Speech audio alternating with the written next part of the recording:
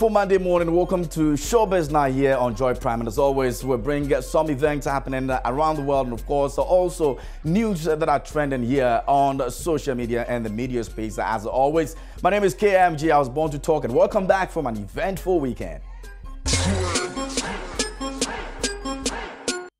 All right, so we talk about I've not recovered from fans' death, says Fancy Gadam. And music video supposed to have gone around that Fancy Gadam has always, been very happy about the fact that fans are supporting him. But unfortunately, this is what Fancy Gadam has to say about the death of his fans. This been a total cheat. You must see my lawyer. This been a total cheat. You must see my lawyer. Now, in case you never knew, he has always said that his fans are everything to him because they made him who he is. Afrobeat artist Fancy Gadam says he has not yet recovered from the unfortunate accident that killed 6 of his fans some weeks ago. Now, the fans were on their way to the Tamale airport to welcome Fancy Gadam and his Nigerian counterpart, Pato Rankin, for a mega show, which was to come off on Saturday, June 30, 2018.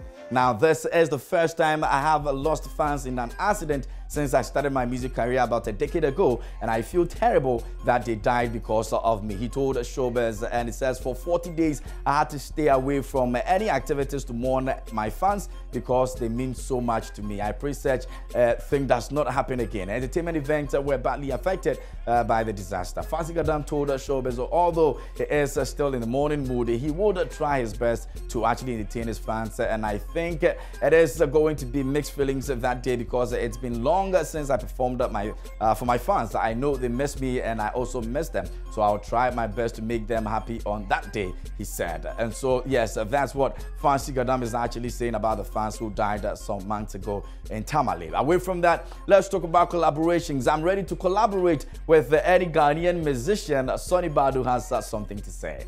And guess what? Ghanaian UK-based gospel icon Sonny Badu has given some advice to Ghanaian gospel musicians, urging them to actually produce quality music with good standards. Now, when asked why he is yet to do collaborations with any Ghanaian artist, Sonny Badu disclosed that his outfit looks out for a standard of music and would only collaborate with local artists if they attain that standard. And it says we have a standard we operate with, so if a Ghanaian musician approaches me for collaboration and it reaches our standard, then I will gladly do it. And it says I will only collaborate with secular musicians if they are brought together by an organization to work on the project. Another criterion I would also look out for before collaborating with a secular musician is his lifestyle and integrity, he added. All right, so that's collaborations going out there. So if you're a gospel musician and you don't do yeah,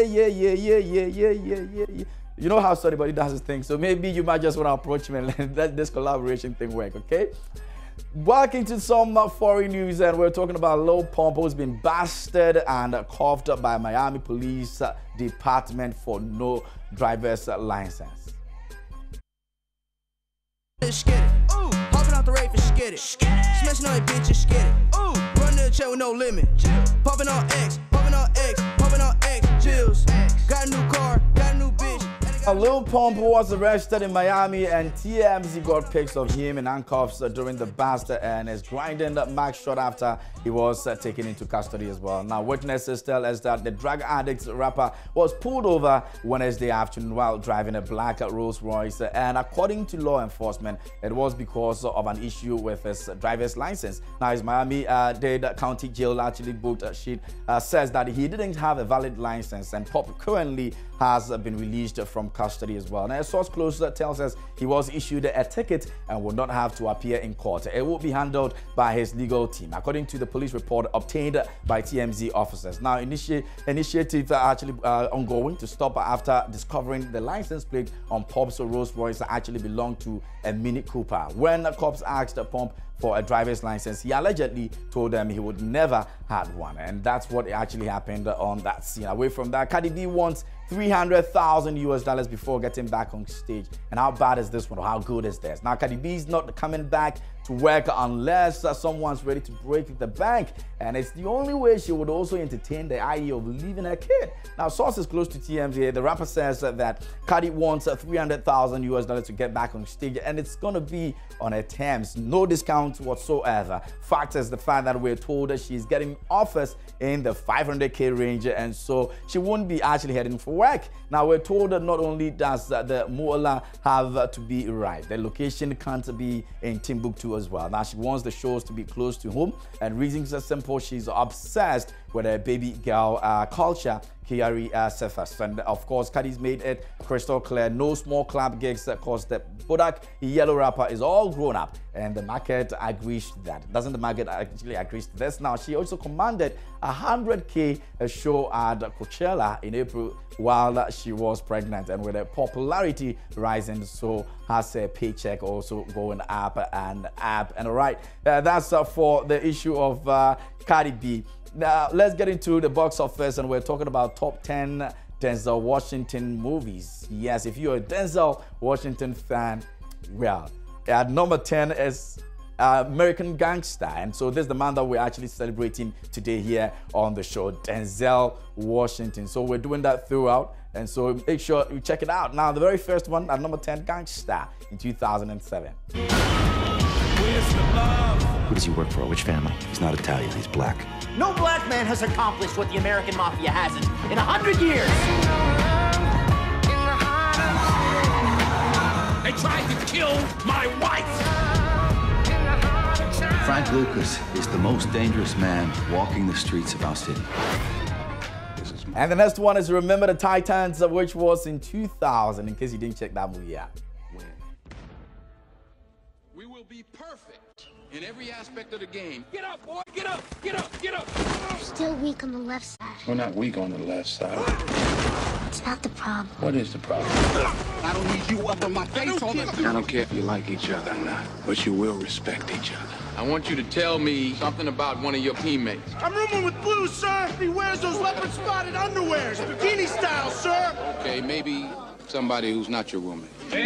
Each one of you will spend time every day with a... At number 8, we have Fences in 2016.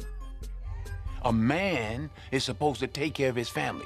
You live in my house, fill your belly with my food, put your behind on my bed because you're my son. It's my duty to take care of you. I owe a responsibility to you. I ain't got to like you. Now, I don't give you everything I got to give you. I give you your life. Me and your mama worked that out between us, and liking your black... And at number 7, Glory is there in 1989. Were you born then? I figured this war would be over a whole lot sooner if you boys just turn right on and you let us head on up there where the real fight is. You should have seen us in action 2 days ago.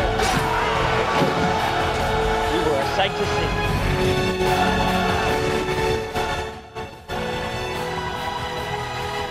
At 6, we have The Mighty Queen. That's also in 1989. People go to play. Somebody call the police! He goes to work. Nasty way today. Now, the only thing harder than finding the truth is staying alive. Bring in Maui. There's a man out there looking for you who wants you dead. Then I'm glad you got here first. The best thing we can do is...